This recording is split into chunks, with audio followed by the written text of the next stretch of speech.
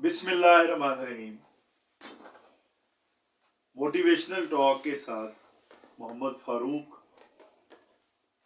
आज एक बड़ी तारीखी शख्सियत आज हमारा मौजू होगा। हिंदुस्तान का पहला मुसलमान बादशाह सुल्तान कुतुबुद्दीन ऐबक, जिसका मज़ार लाहौर अनारकली में है।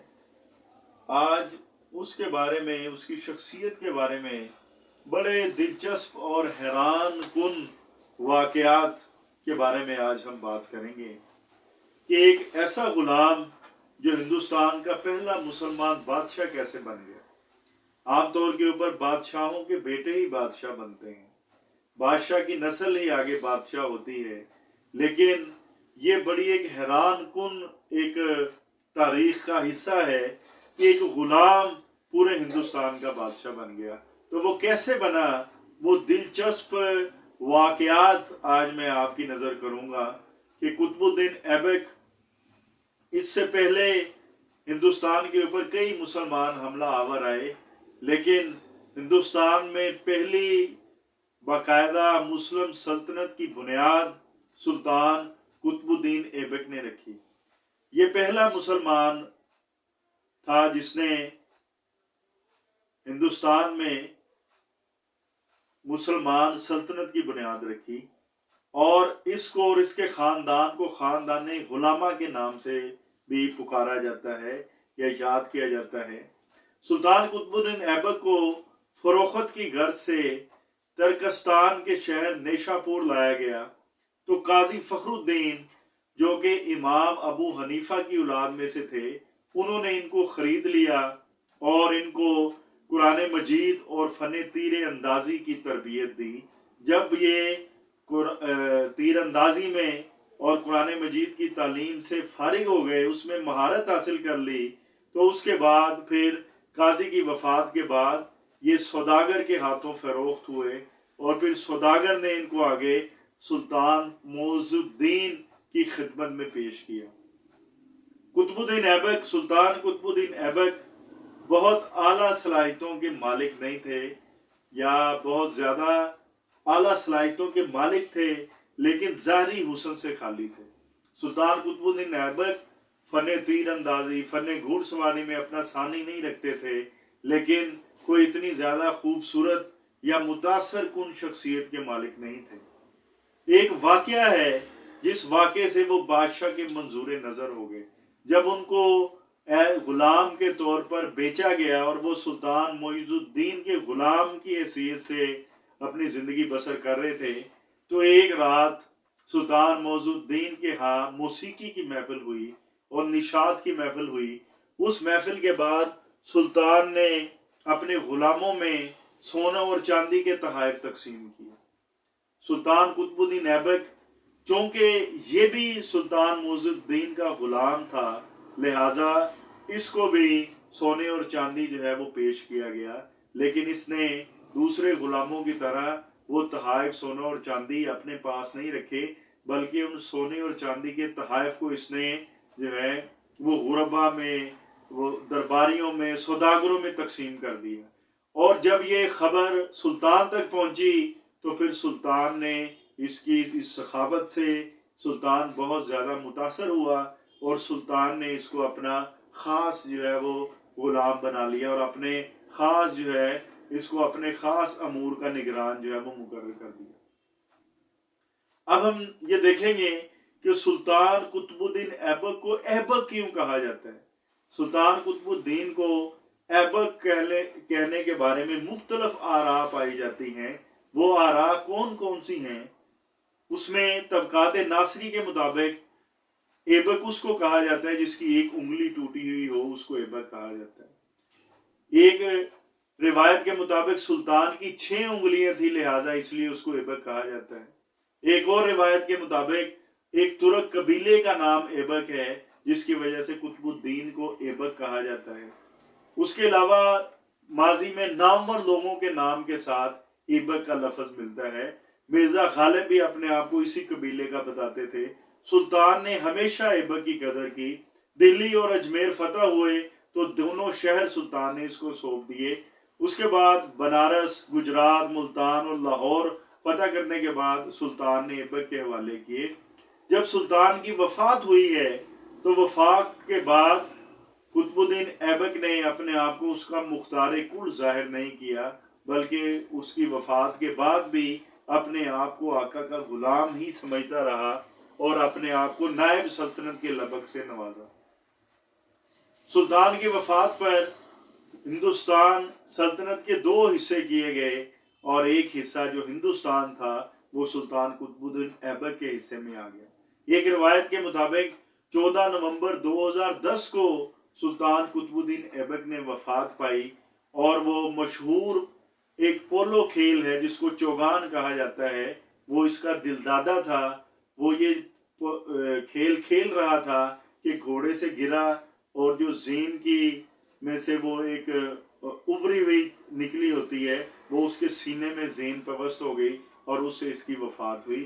لاہور میں جہاں پہ قطب الدین ایبک کا مزار ہے، میونسپل کمیٹی نے اس کو زبان زد عام کرنے کے لیے ایبک روڈ جو ہے اس کا نام رکھا ہے۔ اب سلطان کے بارے میں ایک بڑا معروف واقعہ ملتا ہے۔ جب سلطان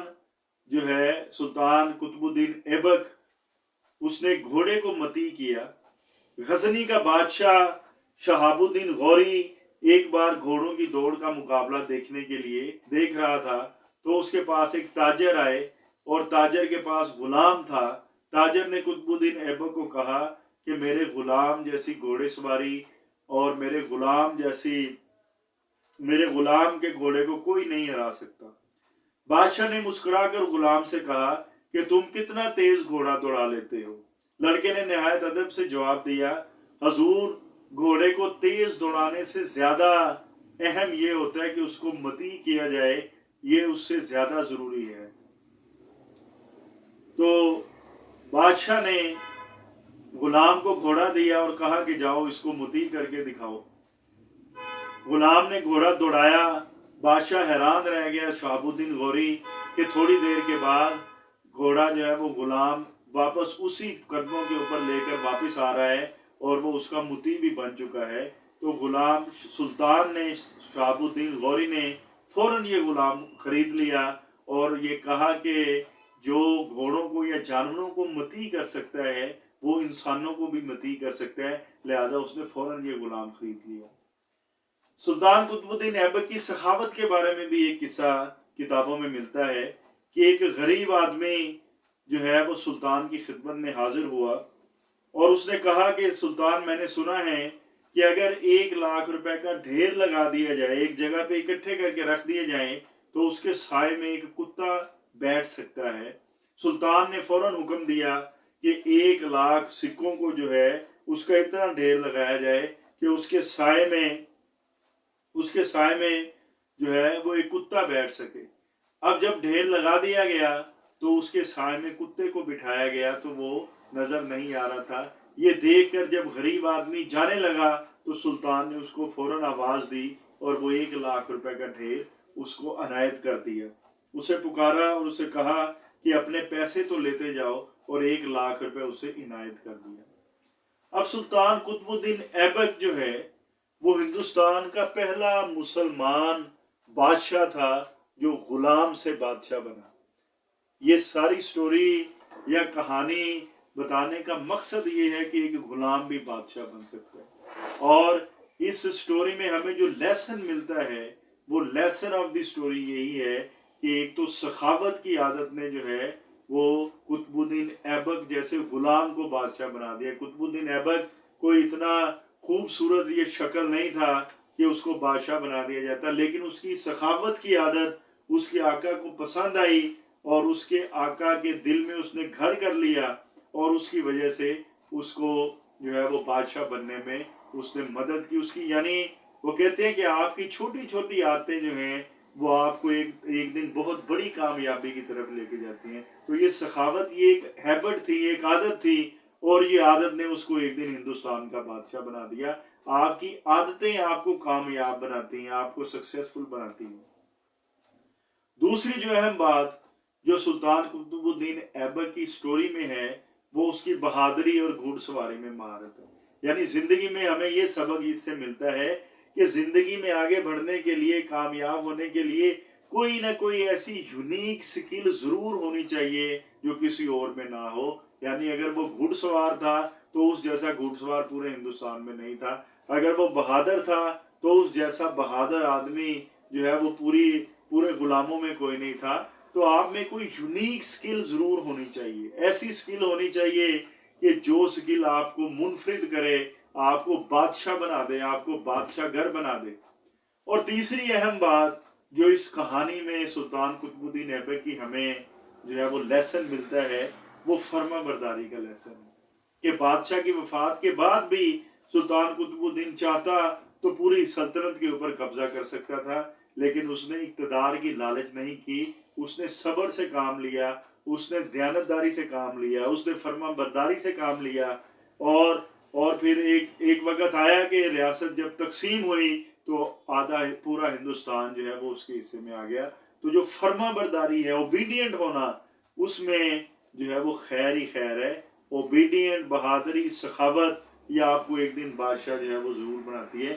اگر آپ کی شخصیت میں جلد بازی ہے، آپ کی شخصیت میں ٹھہراؤ نہیں ہے، برداشت نہیں ہے، آپ لالچی ہیں اور لالچ میں جلد بازی کر جاتے ہیں، تو اس سے آپ بادشاہ نہیں بن سکتے. تو سلطان قطب الدین ایبک پہلا یہ جس نے ہندوستان میں اسلامی سلطنت کی بنیاد رکھی، وہ ایک غلام تھا. یہ تھا آج کا ہمارا ٹاپک.